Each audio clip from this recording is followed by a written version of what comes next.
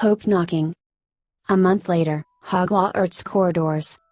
A large, fat brown rat ran through the dark halls of Hogwarts, trying to find its way back to a certain common room.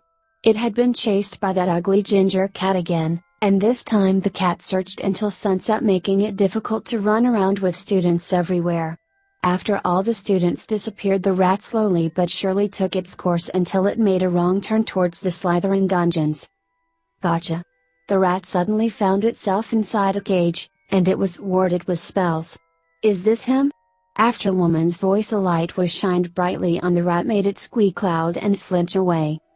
It is. He's missing a toe and he's much older than 12. A man's voice, a recognizable one. Let's hurry to my office, but first. The rat suddenly felt sleepy, and then saw nothing but blackness. Remus Lupin's office. He's out, won't wake for at least 24 hours. Remus Lupin set down the cage with the rat, also known as Peter Pettigrew, asleep inside. Then by this time tomorrow you must take the rat to Old Greybeard and it will all go down from there. Padfoot will be innocent and freed?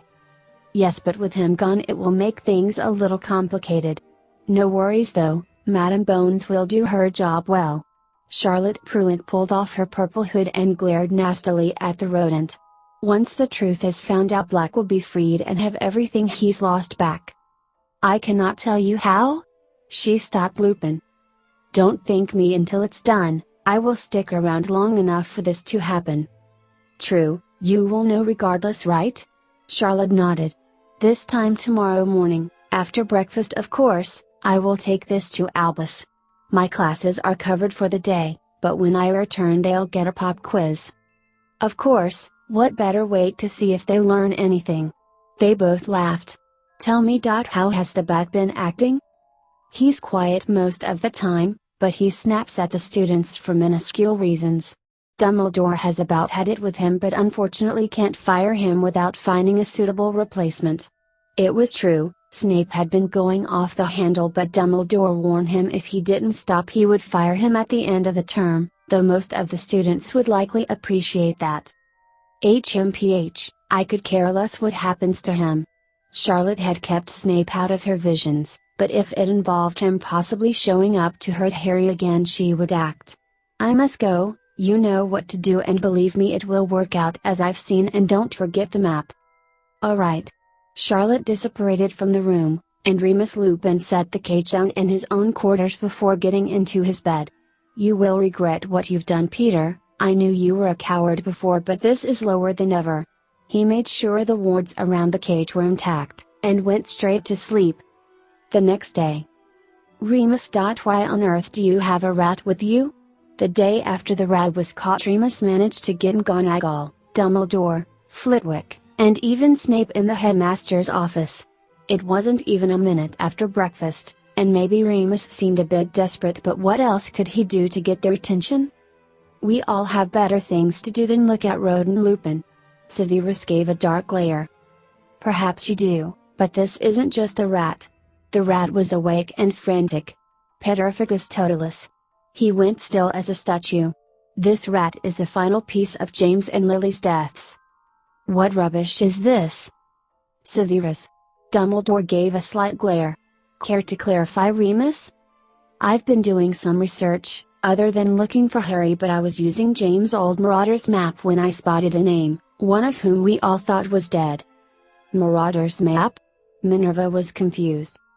It was a map James made of the whole school, to keep an eye on things or cause mischief more likely, but anyway the map shows everyone in the school and everywhere, including old passageways. It never lies either, and it cannot be deceived. He pulled the petrified rat from the cage and set it on the floor. Look at the rat closely, what can you see? They looked in. It's balding. Minerva saw. Yes, and? It's fat. Flitwick said. Old, definitely. Anything else? Dumbledore looked much closer, and then slowly looked up to meet Remus' eyes. He's missing a toe. Exactly. Remus pointed his wand at the rat again, and with a quick wave there stood a petrified Peter Pettigrew, alive and in the flesh. Minerva nearly shrieked but pulled out her wand, as did everyone else. Hold on. Remus unfroze Pettigrew and the man dropped to the floor. Remus s Snape. He tried to run, but Minerva managed to bind him with Incarcerus. Peter continued to struggle, but it was useless. It's impossible. Minerva stared at him. He was alive this whole time. But how did we miss this? Sirius looked at everyone. Sirius Black didn't kill Pettigrew. My guess is that Sirius knew Pettigrew had sold the Potters out to Voldemort, but when he went to confront him, Pettigrew faked his death and has lived as a pet rat to the Weasley family for 12 years. 12 years, all this time he was with them. Oh my Lord Albus. First things first, Severus, I don't suppose you have any Veritaserum on you? Snape was too shocked to move. Minerva, summon Cornelius, tell him it's about Sirius Black and tell him to bring Summers with him. I have a feeling this is going to be a shocker for all of us. Yes. Sirius, you had best get to your classes. Tell Minerva and Severus first ones their classes are cancelled until tomorrow morning. No problem Albus, fill me in later. Sirius and Minerva left off to do as told, but Albus stared at Remus strangely. How on earth did you manage to catch him? Easy, follow the map. That was all he needed to say. Now they just had to wait on Fudge to show up. Some minutes later. They're here. Dumbledore and Remus stood still in the headmaster's office when Fudge, tourers known as Kingsley, Shacklebolt and Dawlish, Minerva, and Snape all came back in. Fudge gaped when he saw Peter, tied up and purely terrified. Albus, what in Merlin's name? Cornelius, this is Peter Pettigrew, but seeing as you might not be convinced, Severus will administer some Veritaserum. Hold on. Fudge stopped him. How can this be Pettigrew? He was killed by Sirius Black 12 years ago. He was found by Professor Lupin. Cornelius, accidentally but found no less. For any questions I suggest you let us administer the serum so we can get this over with. Fudge nodded hesitantly, and after Pettigrew's mouth was wrenched open, Severus administered the potion and forced him to swallow. All right then. Fudge looked to Shacklebolt, one of the best jurors on the squad. He stepped up, knelt down to Pettigrew's level, and put on a straight face. What is your name? Peter Pettigrew. He tried to hold back but couldn't. When were you born? June 7, 1960. What house were you in? Gryffindor. Kingsley looked up to Dumbledore. Looks like it's working. He looked back to Pettigrew. Did Sirius Black betray James and Lily Potter? No. He struggled still. Who did? Me. Everyone gasped at that. Why, Sirius Black was the secret keeper. No, we switched. He thought Voldemort wouldn't come after me, but he did. He was a decoy, but the Dark Lord knew he wouldn't be swayed. Kingsley's eyes closed for a moment. Did you take the Dark Mark? Yes. Why? I was afraid at first, but then I decided to stop being weak and I took the mark. I was always the lump of a boy following after my friends while they got all the glory and everything else. Even Remus. He looked up at Remus' angry eyes. Was the smart one of us, and I know they liked him more than me. I was fed up with everything. Remus looked ready to kill, but he held his ground. How did you fake your death? Pettigrew gave up the struggle, and stared directly into Kingsley's eyes. Black confronted me that night they died. He told me I was a traitor and he was going to turn me in. I took advantage of it all, and I blew up the area killing muggles and I severed my own finger. I took my rat form, and I've been a rat ever since.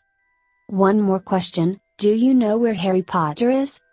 No, I haven't seen him since before he vanished. I was there when the Weasley boy told him they weren't his friends anymore, and then he was gone. Kingsley stood up. I think that's enough.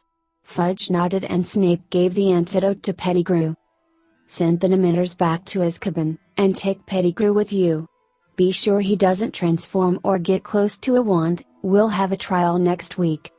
What about Black? Dawlish spoke up. He's still out there. Seeing as Pettigrew is the real traitor, I suppose once word gets out he'll come forward. We will clear him, he will be compensated, and a free man. I'm surprised at you, Cornelius. I would have thought you'd have him in his cabin for escaping?" Minerva stared in awe. "Well, it turns out that Black wasn't given a trial at all. Seems only fair we don't put one up when we have the real culprit here."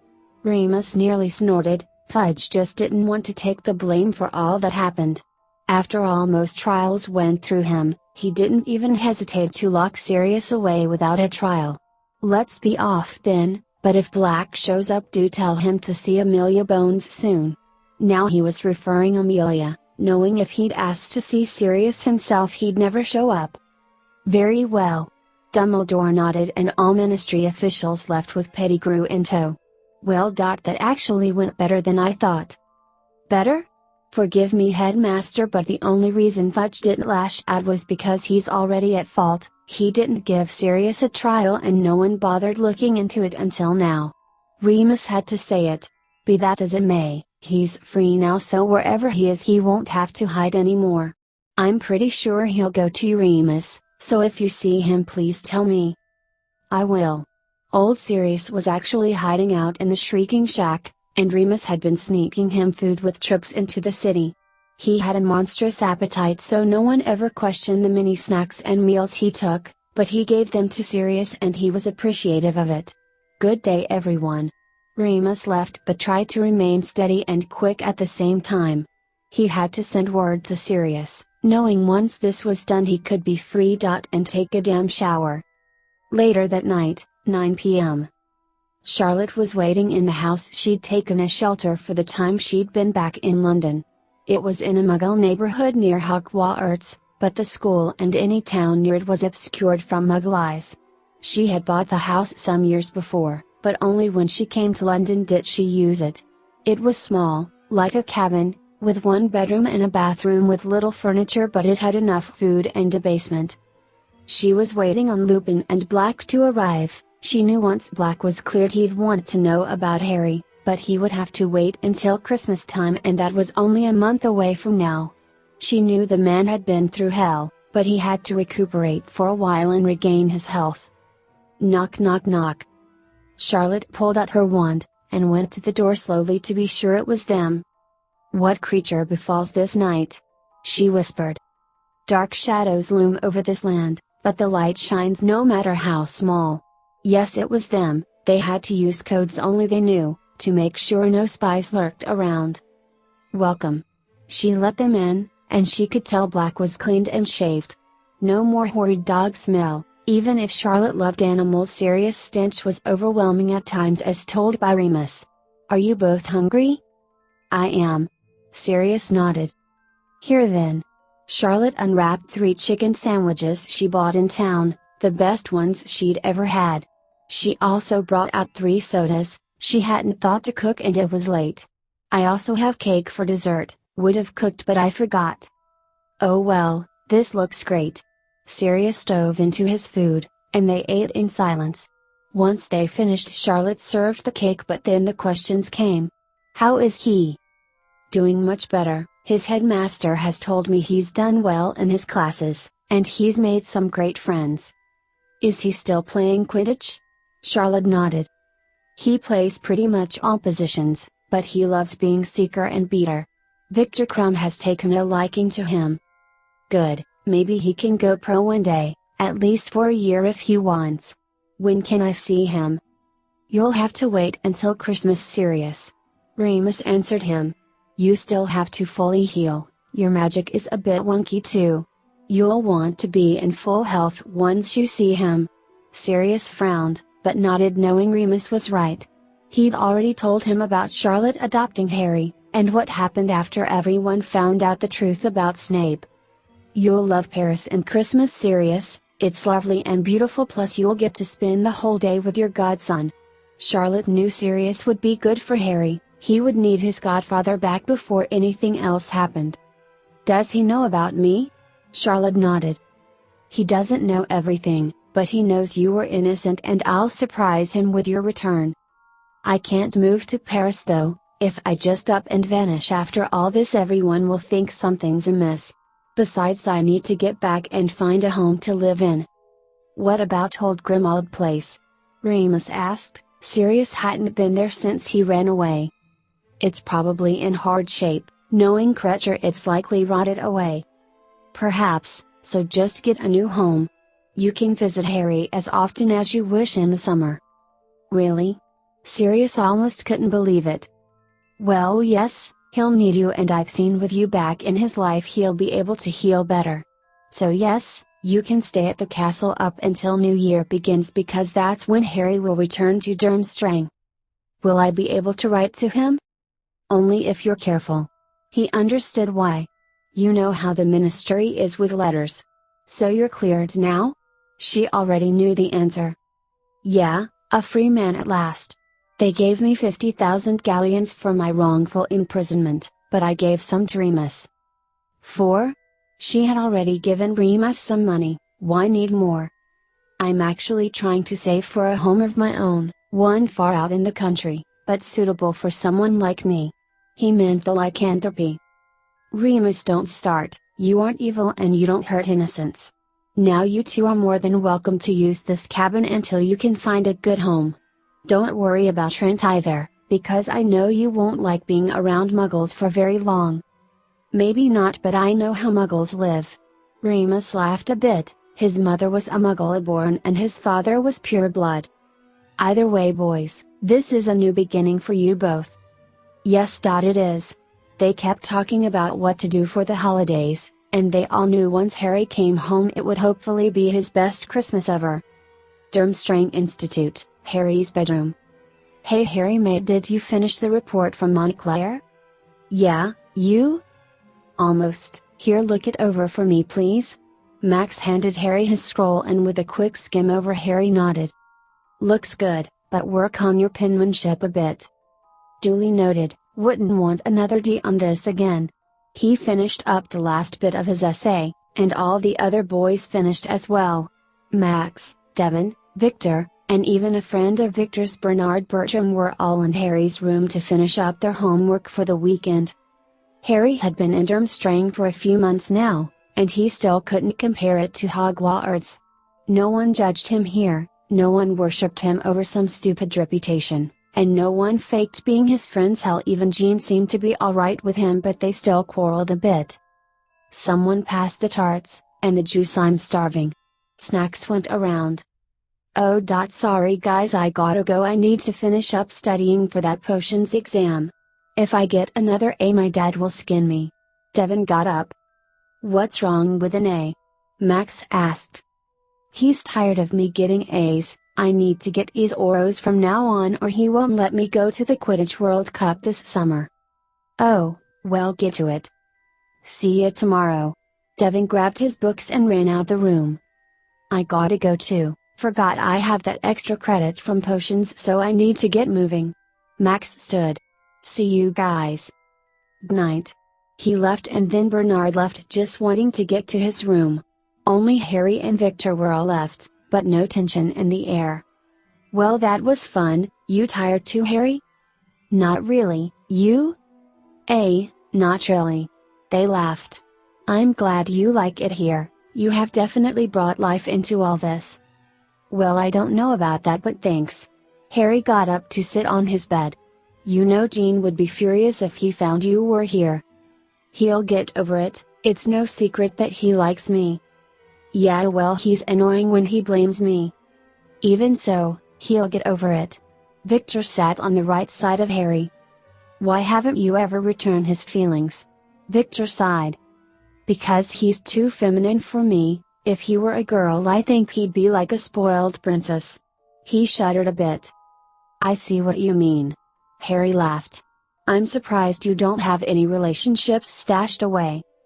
Well, that's because I haven't found the right person. See, when I find the guy I want it to last and not just be a fling or have my heart torn out. I want to find a soulmate, but it may need to wait since I have so much going on. Really? I can understand your reasons though. But what kind of guy do you like?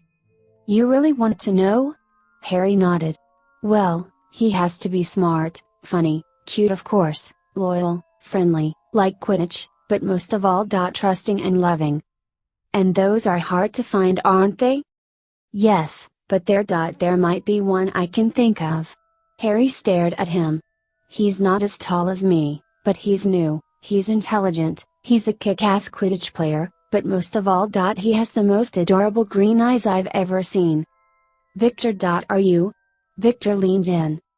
It's you, Harry. Well, that's the ending of that chapter. I do hope you enjoy this video. If you like to see more, remember to hit that like button, subscribe to this channel and leave a comment down below. Until next time.